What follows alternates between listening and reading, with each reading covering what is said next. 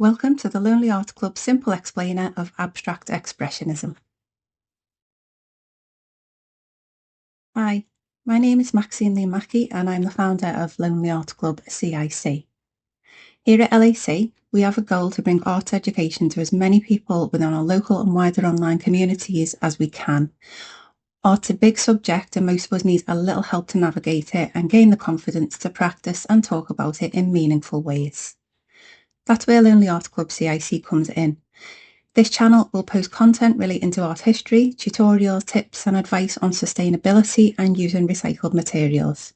For support, courses and to learn more about what we do and why we do it, please visit our website lonelyartclubcic.org and don't forget to like and subscribe to our channel. Abstract Expressionism is my favourite art movement. It's also the one where you hear a lot of people say things like, my 5-year-old could do better than that. What most people don't understand about Abstract Expressionism is that it wasn't created to look a particular way. It looks a particular way because of how it was created. Anyone who's taken one of my classes will tell you that my mantra is just to enjoy the process. I'm not concerned with anything else when it comes to creating art. If you like how you feel while you're painting in my class, then that's all that matters. I feel it in my bones. This is why I think I connect so strongly with Abstract Expressionism. It was created with feeling. So colour, brushstrokes, external stimuli such as music are all used to reflect on the artist's feelings about something. To understand Abstract Expressionism, we need to understand that abstract defines a type of art, a genre, and expressionism is an art movement. A movement is a group of artists that share aims and cultural climate. Expressionism and abstract expressionism are movements, but abstract isn't.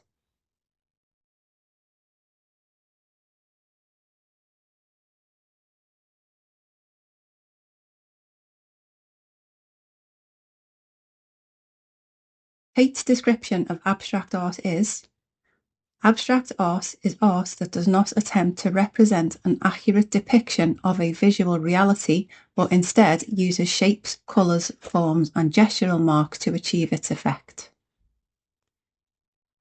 Tate's description of expressionism is: expressionist art refers to the expression of subjective emotions, inner experiences, and spiritual themes, as opposed to realistic depictions of people or nature.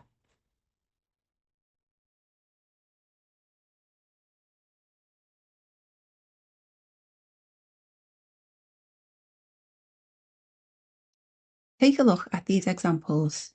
The first one, Kandinsky's concentric circles, is expressionist. This tells us that Kandinsky set out to create this image. He would have split up his canvas and marked out where the circles would go. He would have had some colour sketches to make sure the circles were balanced right and the colours were harmonious. Basically, it was planned. Now, take a look at this work by Jackson Pollock. This is Abstract Expressionist. Pollock was an action painter. This means that the way the paint is applied is important. His feelings and emotions about external stimuli are captured in the gestural marks of the paint. This would be impossible to sketch out or plan meticulously in advance. The important part of an action painting is the action applied to getting the paint on the canvas, rather than how the end result looks. Mark Rothko was an abstract expressionist too, but used a different technique. He was a colour field painter. Rothko paintings are born of meditative states and inner spirituality, achieving balance and harmony through fields of colour that appear to shimmer. These are the kind of painting you can get lost in. And they're the kind that you'd see people staring at in art galleries. Works like this are ambiguous and people like to try and find meaning or attempt to place their own meaning on it. Some people see horizon lines in Rothko paintings and others just see perfectly balanced colours.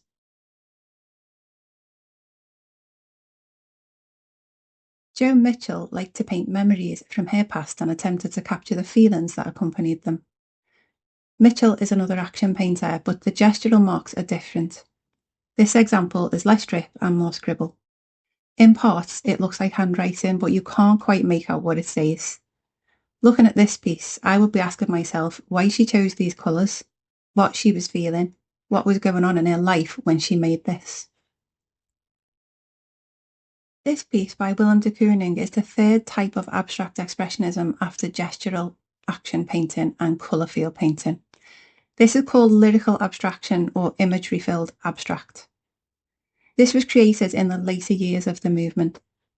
Although we can see figurative representation, de Kooning stated that he was experimenting with abstract expressionist techniques.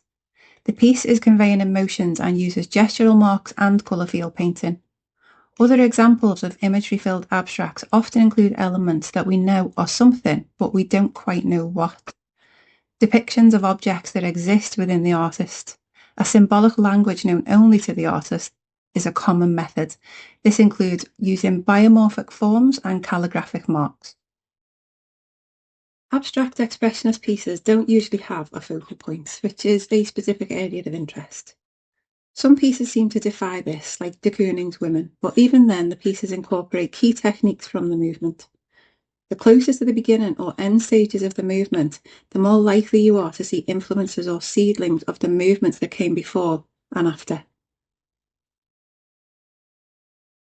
It's also helpful to remember that these pieces don't have an initial drawing or sketches that were used to guide the artist through the creation of the final artwork.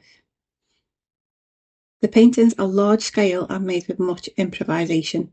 It's often said that abstract expressionism is to art what jazz is to music. So what is the real difference between expressionism and abstract expressionism? They're both expressive art movements, but one conveys feelings and emotions through bold colour and form, expressionism, and one is created with feelings and emotions tied up in the work, and it uses mostly non-recognisable forms, colour fields and gestural marks, which is abstract expressionism. They do have some similarities, such as characteristically using bold colours.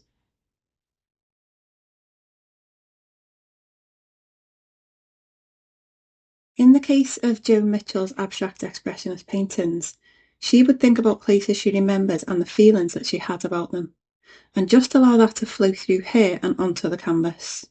An interesting point to note is that both Mitchell and Kandinsky are documented as experiencing synesthesia.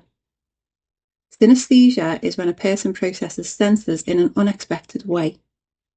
For example, I myself experience some colours as feelings, so when I see particular colour and light combinations, I can feel quite overwhelmed with feelings of elation and joy.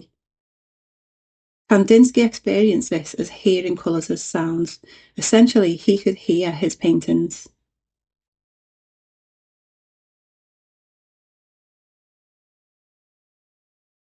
If you wanted to create this style of work today, you could do it.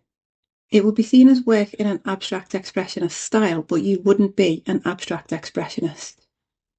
This just means that you are part of a different cultural climate and era, so you wouldn't be responding to the same perspectives.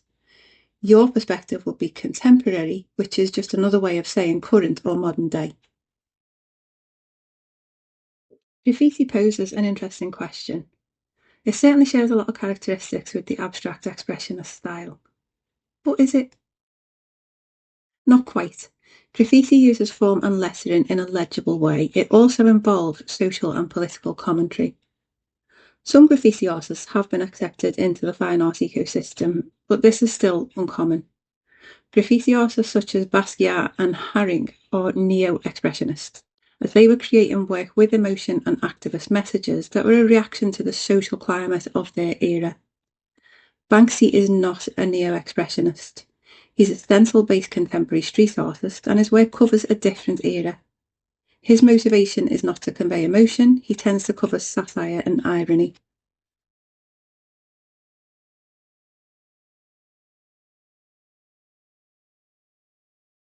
I hope you've enjoyed this video. Thank you for watching. Please don't forget to like and subscribe. I've left a list of further reading for you in the comments.